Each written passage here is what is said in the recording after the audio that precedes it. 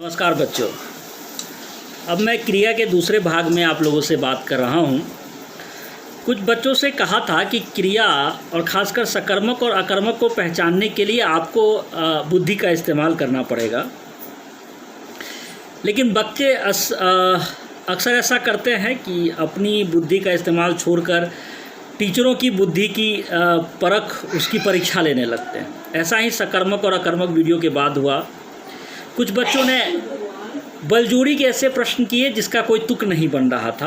हालांकि उनके प्रश्नों का स्वागत है अगर उद्देश्य सही हुआ हो तो। जिसमें से एक बच्चे ने प्रश्न किया कि सर, पक्षी आसमान में उड़ते हैं, इसमें क्या होगा? तो ये पहले वीडियो में मैंने क्लियर कर दिया था कि पक्षी आसमान में क्या उड़ते हैं।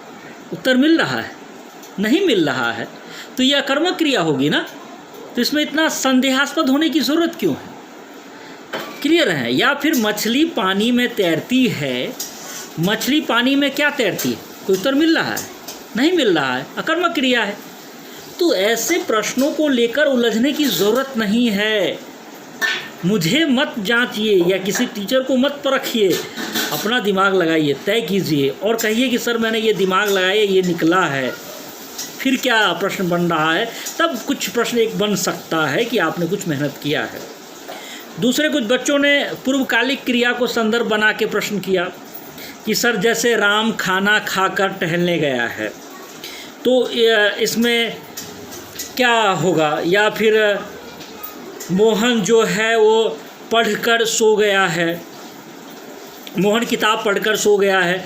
तो अब उनको ऐसे पूर्वकालिक क्रियाओं में उन्हें लगता है कि कर्म तो है। जैसे मोहन खाना खाकर सो गया तो खाना तो कर्म हो गया सर, तो इसमें कैसे आप कह रहे हैं कि ये अकर्मक हो जाएगी, ये तो सकर्मक है। तो बेटा, ये रचना के आधार पर क्रिया के दूसरे रूप हैं जिसमें पूर्वकालिक क्रिया है। ये एक क्रिया जो कर्ता ने पहले समाप्त कर लिया है, अब जो कर रहा है वो दूसरी क्रिया कर रहा है ना। तो उसमें अभी जो कर रहा है उसके आधार पर हम देखेंगे ना कि क्रिया का प्रभाव किस पर पड़ रहा है। सीधे सीधे कर्ता पे पड़ रहा है। तो जब कर्ता पे पड़ रहा है सीधे सीधे, तो इसका सीधा मतलब है कि वो अकर्मक क्रिया है ना। कि एक काम तो उसने समाप्त कर लिया, खाना खाने का काम उसने समाप्त कर लिया है ना। अब वो वो ख़त्म हो चुका है। अब जो क्रिया कर रहा है वो सोने की क्रिया कर रहा है ना। ऐसे ही कि मोहन पढ़कर खेलने चला गया है ना। या तो मोहन ने पढ़ने वाला जो काम है, किताब पढ़ने वाला, उसने समाप्त कर लिया है। अब वो दूसरी क्रिया की ओर जा रहा है ना। दूसरी क्रिया करने की ओर अग्रसर है। तो ऐसे में जब वो दूसरी क्रिया के लिए चला गया है तो पहली क्रिया के कर्म का तो उससे कोई संबंध नहीं रहा।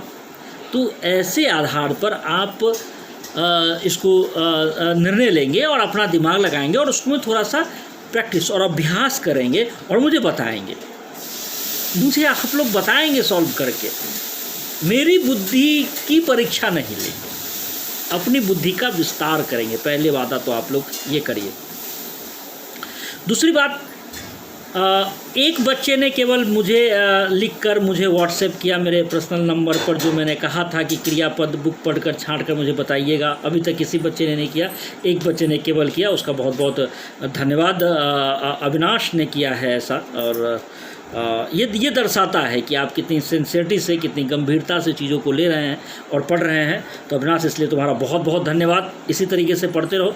दूसरे बच्चों के लिए भी है कि किताब निकालिए और कम से कम मुझे 10 क्रियापद, पहले पार्ट से, दूसरे पार्ट से, या जहाँ से भी मन हो रहा है, 10 क्रियापद मुझे छांट कर लिख के बताइए कि इसमें कौन कौन सी क्रियाएं यूज हुई है ना। फिर मैं बात करूँगा आपसे अगली वीडियो में। तब तक के लिए धन्यवाद।